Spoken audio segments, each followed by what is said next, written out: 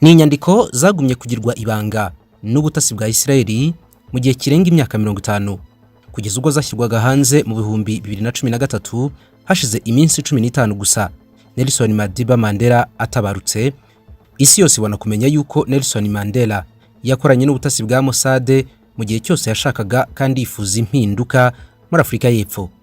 Izi nyandiko zagaragaje yuko nta bundi buhangange n'ubutwari Mandela yari afite uretse gusa gushyigikirwa n'ubutasi bukomeye cyane n'ibihugu bikomeye, ariko cyane cyane ubw'Abayahudi. Mu myaka za 60 igihe yari akiri muto cyane ngo bamuhaye imyitozo ya gisirikare niyo gutata. Mu myaka y'1960 ivangura ruhu muri Afrika y'Epfo ryafashe indi ntera ku buryo byageze aho hajyaho gahunda yiswe Homeland System, aho za leta z'igihugu cya Afrika y'Epfo zatangiye gukatwamo ibice ngo abazungu bature ukwabo n'abirabura bature ukwabo bahabwe leta zabo zihariye. Ntabwo byari ibintu by'i Rwanda nakubwo ntabwo byari ibintu bya Afrika y'Epfo, kubera ko nta muzungu wari kongera guturana n'umwirabura cyangwa kugira aho bahurira. Byari bigiye gutangira nabi. Abazungu bari gufata 70% by'ubutaka bwose bwa Afrika y'Epfo, mu gihe abirabura ari nabo kavukire bagenewe ubutaka bari gusigarana 17% gusa.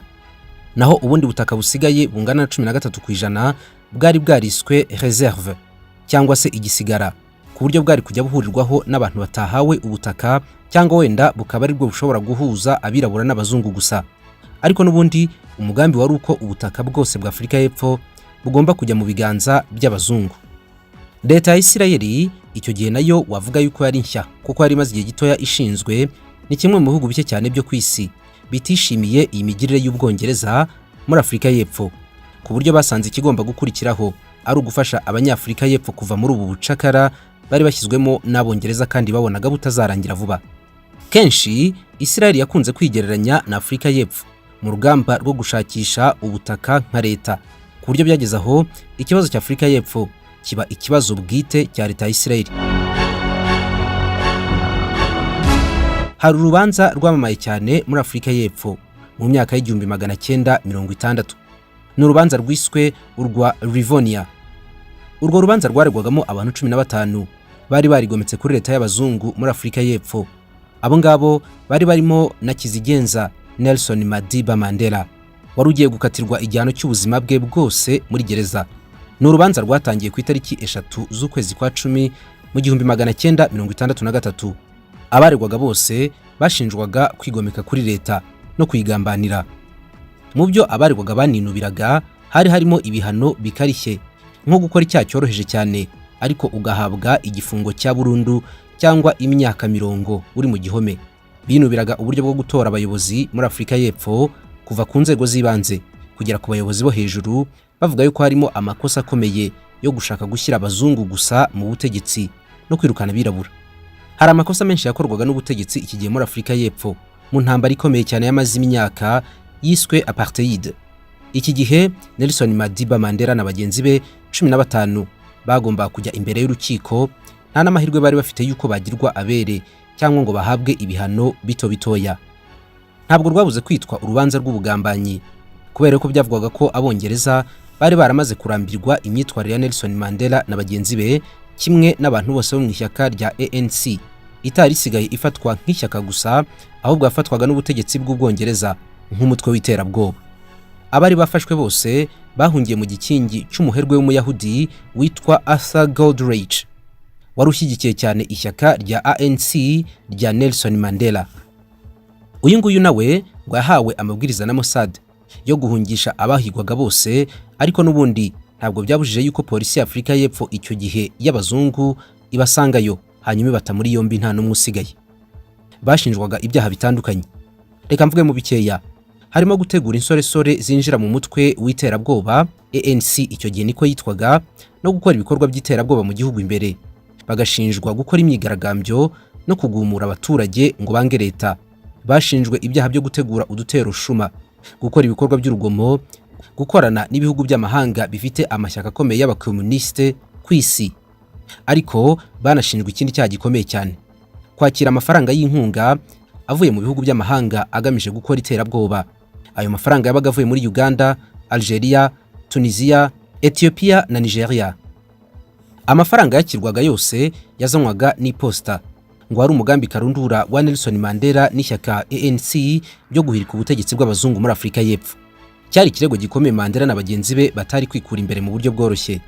Nyamara ngo ibi bikorwa byose byo gukusanya amafaranga mu bihugu by'amahanga no kwigomeka ku Bwongereza ngo byakorwaga n'abantu ba ANC, ariko inyuma yabo ngo hari leta ya Isirayeli n'ubutasi bwayo Mossad. Urubanza rwarenze igihugu cya Afurika y'Epfo, noneho isi yose itangira kwita ku bintu birimo bibera muri Afurika y'Epfo.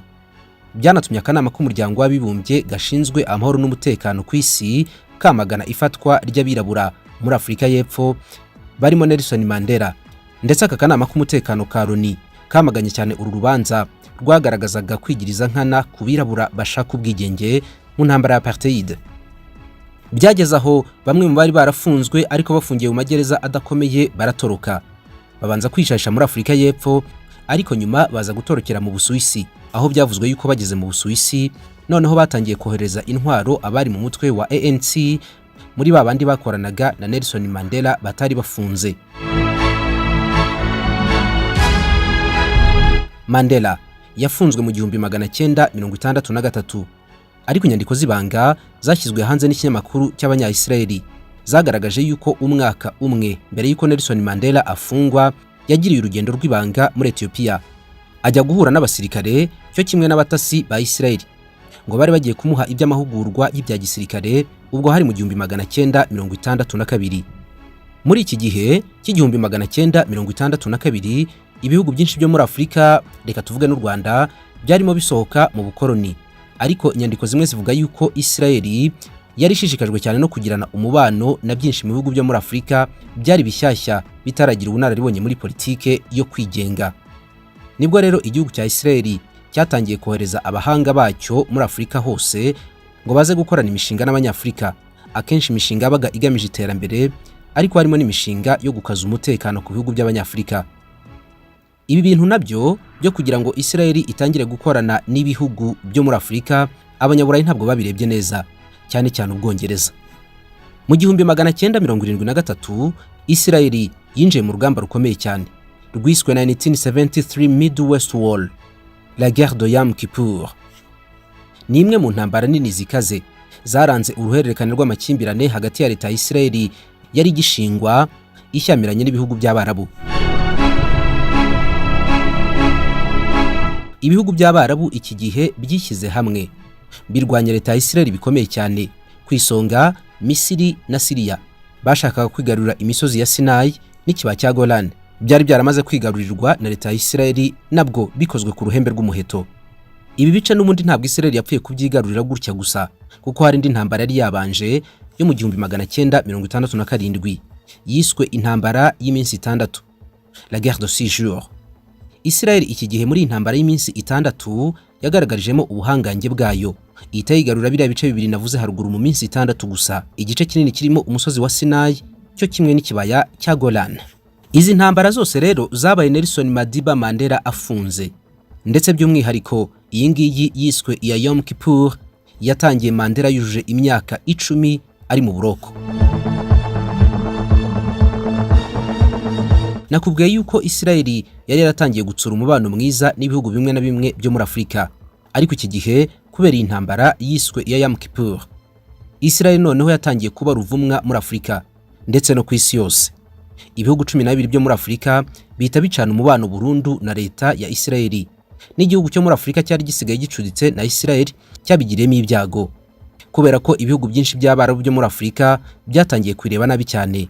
Ku isonga n'ubundi Misiri yari yoboye uru rugamba, hakaza ibihugu nka Libya, Tunisia, Sudan n'ibindi bihugu bitandukanye byangaga urunuka ukwishyira hejuru kwa leta ya Isirayeli. Byatumye rero iki gihe Afurika y'Epfo nayo iba nk'icanye umubano na leta ya Isirayeli, byongera gushyira mu kaga idosiye ya Nelson Mandela n'abandi bari bafunganye, ariko by'umwihariko byashyize mu manegeka cyane ishyaka rya ANC. Byari bimaze kugaragara yuko rikorana n'ubutasi bwa Mossad na Isirayeli muri rusange. Inyandiko yiswe Top Secret yo mu 1962 yashyizwe hanze n'ubutegetsi bwa Afurika y'Epfo, buvuga yuko ariyo bwakuye mu butasi bw'Abanya-Isirayeli. Yavugaga yuko leta ya Afurika y'Epfo yiboneye abantu bo muri ANC barimo bitoreza muri Rhodesia y'Amajyepfo, ubu ngubu isigaye ari Zimbabwe, kandi ngo batozwaga n'inzobere mu gisirikare cya Israel. Amakuru ari mu nyandiko yakozwe na David Bauser, umuyahudi wabaga muri Rhodesia icyo gihe, yari n'umutasi, agaragaza ko uyu muyahudi yakundaga guhura n'abayobozi ba ANC bagahurira kuri ambasade ya Israel muri Ethiopia. Iki gihe ngo Israel yari ifite umugambi wo gufasha Afurika y'Epfo kwigobotora ingoma yabaga ashaka buhake b'Abongereza. Mu nyandiko uyu mutasi wabaga muri Rhodesia ariko agakunda kujya muri Ethiopia kenshi guhura na ba Mandela, yaranditse ati: Mandela yasuhuzaga abantu bacu ngo shalom. Iri jambo shalom ni indamukanyo y'Abayahudi, rivuga ngo amahoro, n'umwihariko wabo. Ikoreshwa n'Abayahudi cyane cyane abahuye ariko bataherukanaga. Ni ikimenyetso nanone cyo kwishimirana hagati y'Abayahudi n'inshuti zabo, ku buryo ngo Mandela nawe yaramaze kwiyumva nk'umuyahudi. Mu nyandiko y'uyu mutasi hari aho yagize ati: yari umuntu wacu cyane kandi imyitwarire ye n'ubuhanga bwe n'ubundi byari bya Kiyahudi, nawe yari nk'umwuzukuru wa Salomo. Abatasi b'Abayahudi ngo nibo bamwigishije kurwanisha umubiri, guterana amakofe n'imigeri, kimwe no guterana imirenzo ya za judo, ngo nibo bamwigishije. Bamwigisha uburyo bwa nyabwo bwo kubangamira ubutegetsi n'uburyo butandukanye ashobora gukoresha mu kwigaragambya agumura rubanda. Ariko ntabwo ari byo gusa, kubera ko ngo banamwemereye ubufasha bw'intwaro muri icyo gihe. Iyi nyandiko y'umutasi wahoze akorera Mossad wabaga muri Rhodesia y'Amajyepfo yaragize ati: twarimo tumutegurira kujya muri Zionism, nawe akaba Zionist. Zionism ni ingengabitekerezo karahabutaka yashingiweho ibikorwa byo gushaka gusubira ku butaka gakondo bw'Abayahudi. Abayahudi ngo babonaga Mandela ari nk'akarabo katagira uko gasa gateretswe ku mugabane wirabura, itara ry'akataraboneka rigomba kuboneshereza umugabane wose. Bagombaga kumufasha. Uyu ngo niwe wari gukoreshwa na leta ya Israel mu guhindura burundu ibintu ku mugabane wa Afurika, ariko agahera iwabo kwa Zulu Natal na Afurika y'Epfo guhinguranya Afurika yose muri rusange. Benshi barebaga Nelson Mandela n'uburyo yaramaze kumenyekanisha ANC, n'ubundi ngo babonaga atari gusa, ahubwo ngo hari abantu runaka bashobora kuba bamukoresha. Ni na kimwe mu bintu byatumaga agumiza gutakaza amanota cyane iyo buburaga idosiye ye muri Afurika y'Epfo. Ubwongereza bwavugaga yuko nubwo Nelson Mandela ashaka yuko abirabura bagenzi be bigenga, ariko ngo ashobora kuba asunikwa n'abandi bantu. Uwo mubano wa Nelson Mandela na Mossad ntabwo wigeze uhagarara, yaba n'igihe yari muri gereza, igihe yaramaze kugera ku butegetsi, ndetse n'igihe yaramaze gupfa ntabwo byahagaze. Umubano warakomeje na nyuma y'urupfu, kubera yuko umuryango udaharanira inyungu yashinze witwa Nelson Mandela Foundation, mu mafaranga y'inkunga ubona aturutse hirya no hino harimo uruhare rwa leta ya Israel kugeza n'uyu munsi. Kenshi Mandela ngo yakunze kuvugana n'abatasi ba Mossad ndetse n'ubutegetsi bwa Israel akoresheje inyandiko yandikishije intoki. No kuvuga ko atakundaga kwandikisha imashini, ni ibi bizwi nka handwriting. Izi nyandiko yandikishaga intoki nyinshi azoherereza ubutasi bwa Mossad na leta ya Israel muri rusange, zabitswe kure mu gihe cy'imyaka irenga 50. Ariko hari inyandiko nkeya zabashije kujya hanze.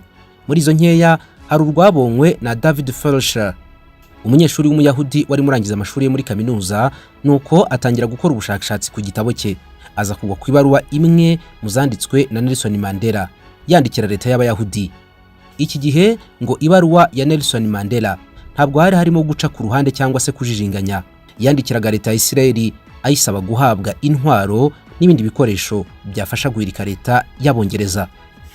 Uyu munyeshuri akigwa kuri iyi nyandiko ngo yanze kuyishyira hanze, kubera yuko Nelson Mandela icyo gihe yari akiriho, yari yaranavuye ku butegetsi bwa leta ya Afurika y'Epfo.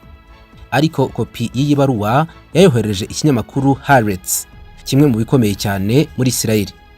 Nyuma y'igihe rero iki kinyamakuru nicyo cyaje gushyira hanze iyi baruwa. Nyuma y'iminsi 15 gusa Nelson Mandela amaze gushiramo umwuka, ni muri 2013. Icyagaragaje yuko Nelson Mandela yari ururabo rwa Mossad kimwe n'ishyaka rye ryose rya ANC, nuko no mu gihe yaburanaga mu rubanza rwiswe urwa Rivonia rwamufunze imyaka 27, umwe muri batatu mu bunganizi be mu mategeko yari umuyahudi, wari ufite misiyo yo gukora ibishoboka byose kugira ngo Mandela adafungwa. Ikindi, no mu bandi baburanaga muri uru rubanza rwa Rivonia, uko ari 15 bose bari bagiye bafitemo abunganizi b'Abayahudi.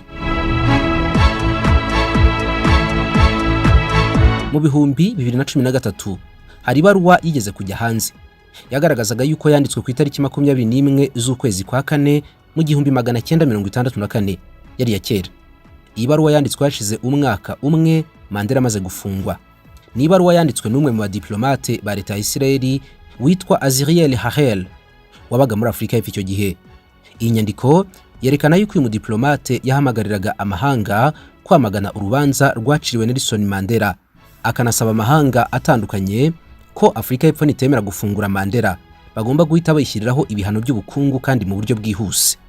Muri iyi baruwa nayo yagaragaye bitinze cyane, haraho uyu mudiplomate yagiraga ati birashoboka yuko agaciro ko guhungabana k'ubukungu ari gatoya nk'uko abanyafrika y'Epfo babibona, ariko byose bishingiye ku bitekerezo n'agaciro ko kwiyamamaza Afrika y'Epfo yashyizemo imbaraga cyane. Abazungu barangije kwigarurira ibitekerezo by'abaturage. Ibi ngibi rero bizakomeza guhitana abantu benshi niba Afrika y'Epfo idahagaritse ibikorwa by'ivangura ruhu. Uretse uyu mudiplomate wandikiye muri Afrika y'Epfo na minisitiri w'ububanyi n'amahanga wa Israel icyo gihe, kimwe n'abandi bahanga b'abayahudi mu myaka y'1964 banditse amabaruwa menshi cyane acicikana ku isi yose basaba yuko urubanza rwaburanyemo Nelson Mandela ruseswa hanyuma akagirwa umwere. Mu bandikiye umuryango mpuzamahanga basaba yuko Mandela atakurikiranwa harimo Martin Barber, umuhanga muri filozofiya w'umuyahudi wavugaga rikijyana ku isi, kimwe n'umwanditsi Heyman Hazaz. Cyo kimwe nanone na Minisitiri Golda Meir waje kuba minisitiri w'intebe icyo gihe yagiye ahamagara kenshi kuri telefone muri Afrika y'Epfo abaza ibya Nelson Mandela wari muri gereza icyo gihe uko bizarangira. Ikindi cyavuzwe nanone nuko ubwo Mandela yarakigera mu buroko, umugore we Winnie yashyizwe ahantu na leta ya Afrika y'Epfo yari yobowe n'Abongereza atangira gucungwa bidasanzwe kugira ngo nawe ataguma kujya mu bikorwa by'imyigaragambyo. Uretse ko nawe nyuma yaje gufungwa kandi agafungwa inshuro nyinshi kuko ari umwe mu bantu bakomeye muri ANC. Nyamara ariko nanone mu buryo bw'ibanga we n'abana be ngo bari bacungiye umutekano na Mossad kugira ngo baticwa. Winnie ngo yabonye ibaruwa mu buryo bw'ibanga yari ivuye muri Israel. Ibaruwa yamusabaga kutazigera acika intege kandi akaguma kuvuga cyane, ntacike intege mu gusakuriza ibibazo bya Afrika y'Epfo, ndetse ibarongo yamusabaga kuguma gukora politike uko byagenda kose. Ibi ngibi ngo byari kumufasha ibintu bibiri. Icya mbere ngo byari kumufasha gufunguza umugabo we, ariko icya kabiri no kubona amafaranga yo kumutunga we n'abana be no kubajyana mu mashuri. Kandi koko Winnie ntabwo yigeze ahagarika politike n'umunsi wa rimwe nubwo Abongereza batari bamworoheye. Mwakoze cyane rero gukurikira iki kiganiro Inyanja Twogamo. Mbifurije ibihe byiza. Bye.